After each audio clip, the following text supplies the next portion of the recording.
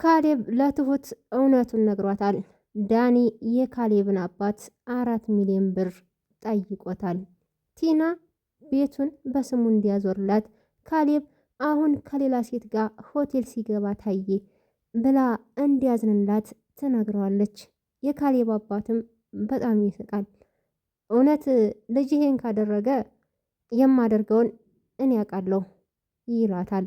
ሰላም ሰላም ብያለሁ። ውድና የተከበራችሁ ውድ የቻናሌ ቤተሰቦች በሀገርም በውጭም ያላችሁ እንዴት ናችሁ? ደህና ናችሁ? የኔ እግዚአብሔር ይመስገን በጣም ደህና ነኝ።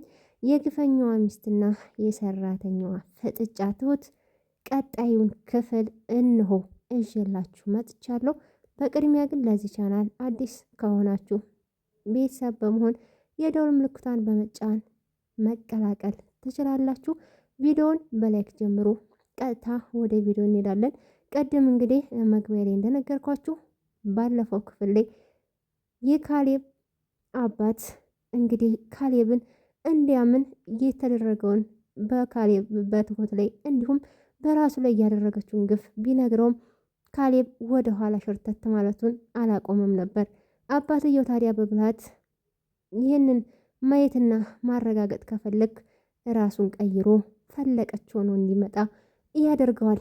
እንግዲህ ነገሮችን ሲያይ በጣም ሲከብዱት ትሁት ጋር ይሄዳል። ትሁት ጋር እንግዲህ ራሱን ገልጦ ሲያሳያት ትሁት ከሚገባው በላይ ትደነግጣለች።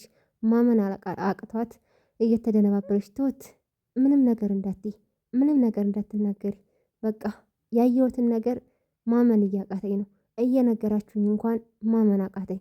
አሁን ግን ሁሉንም ነገር አምኛለሁ። ስለዚህ እባክሽ አንቺም ምንም እንደተፈጠረ እንዳትናገሪ፣ ምንም እንዳልተፈጠረ ማስመሰልሽን ቀጥይ። ለምን እንዲህ ማድረግ አስፈለገ? ቢያንስ አባዬ ነገር እኔን ስትሆን ማንም አያምነኝም። የአባዬስ በቃ እሷን ምንም ነገር ስትሏት ላምናችሁ አልቻልኩም። አሁን ግን በይኔ እያየሁ ነው። ይሄ በቂ አይደለም። ገና ምን እንደሚፈልጉ ምን ማድረግ እንዳሰቡ በደንብ ማወቅ አለብኝ። ስለዚህ ምንም ነገር እንዳትናገሪ። ቆይሽ አባዬስ? አባዬ ያውቃል። ለምንድን ነው መናገር ያልፈለጋችሁት? አይ እንደምነግርሽ ነግሬው ነበር። እሱ ነው ሚስጥር እንዲሆን የፈለገው ይላታል። ለማንኛውም ካልክሺ፣ ግን አባዬ ይሄን ሁሉ ጊዜ በጣም ታግሶ ኖሯል። አንተም መታገስ አለብህ፣ ካለዛ በጣም ከባድ ነው ትለዋለች። እሱም ችግር የለም በቃ ይላታል። በጣም ትደናገጣለች ትሁት፣ ማመን ሁላን ያቃታት።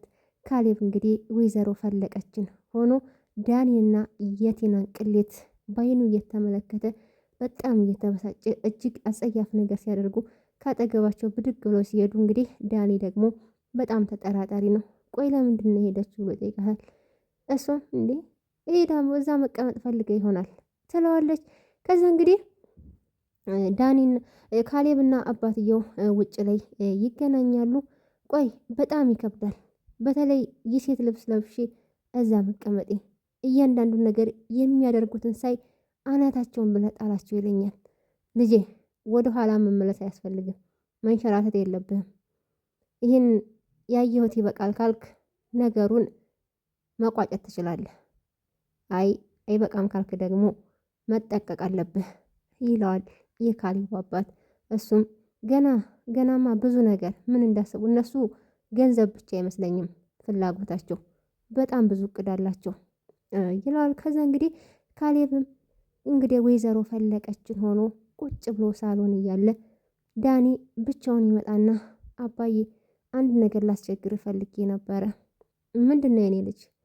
የሆነ ስራ ልሰራ ፈልጌ ነው፣ ደግሞ ማንም ጠይቀው ስለሌለ ነው ይሄን የምጠይቅህ። ምንድን ነው ታዲያ? ጥሩ ነው እዚህ ቤት ውስጥ ከምትውል ይሻላል ይለዋል። እሺ ብር ፈልጌ ነበረ፣ በአንድ ወር ውስጥ እመልሳለሁ። እሺ ስንት ብር ነው? 4 ሚሊዮን ብር ሲለው ካሌብ ከመቀመጫው ብድግ እንደማለትና ይቀመጣል። በጣም ይስቅና የካሌብ አባት ምን ነው አባዬ አበዛሁት እንዴ? አይ አልበዛም፣ በቃ ካሌብን አውርቼ እነግርሃለሁ ሲለው አያይ በፍጹም ካሌብማ ማወቅ የለበትም። እሺ በቃ ቴናን ጠይቂያት አውርተን እነግርሃለን። እሷማ እንዲሁም አይሆንም፣ በፍጹም በጭራሽ እሷ ማወቅ የለባትም። በአንድ ወር ውስጥ እመልሳለሁ ይለዋል። እሺ በቃ እናስብበታለን ይለውና ዳኒን ይሸኘዋል የካሌብ አባት። ከዛ ተያይዞ እና ጭራሽ 4 ሚሊዮን ብር ድፍረታቸው እነሱ። ቆይ እነሱ ምንም ሳይደክሙ ምንም ሳያስቡ ምንም ሳይሰሩ ገንዘብ ብቻ ነው ፍላጎታቸው። አየክ ከዚህ በላይ አዎ አባዬ፣ እስከ ዛሬ የምትናገሩኝ ሁሉ አላምን። ከዚህ በኋላ ግን ይሄን ሁሉ አይቼ ወደ ኋላ ካልኩ ልጅ አትበለኝ። አየህ የሚጠቅምን ወደ ሌላኛው መለስ። ይችኛዋን ሳልተው ሌላ አሁን የማስብበት ጊዜ አይደለም። እንድታስብ ካላሰብክም እንድታስብበት እየነገርኩ ነው ይለዋል። እሱም መለስ ብሎ በዝምታ ያልፈዋል። እቤት እንግዲህ ይመጡና የካሌብ አባትም ትሁትም ቲናም ዳኒም ቁጭ ብለው ግን አባዬ እህትህ ናት ይቺ? ምንም ያንተ እህት አትመስልም። ፍርሃቷ በጣም ትፈራለች። አንዳንዴ ሳስበው የአእምሮ ህመምተኛ ትመስለኛለች። አዎ አትሰማም አትናገርም ማለት አታይም ማለት አይደለም። ብዙ ነገር ልትፈልግ ትችላለች ይላታል የካሌብ አባት። አባዬ በቃ ችግር የለም እንከባከባታለሁ። እሺ እኔ እንደተንከባከብሽኝ እንደምትንከባከቢያት አልጠራጠርም ይላታል። ዳኒና ቲና እንግዲህ ተያይዘው ይወጡና መንገድ ላይ ቲና ዛሬ ጓደኛዬን ማግኘት እፈልጋለሁ። ታዲያ ምንድን ነው የምትለው? አሁን ልትሄድ ነው? እኔስ እንዲህ ቆይ አንቺ ከአንቺ ጋር ውዬ ማደር ቤት ውስጥ መዋል አለብኝ? አዎ ከኔ ጋር ውለህ ማደር አለብኝ። ይሄንን ማድረግ አትችይም።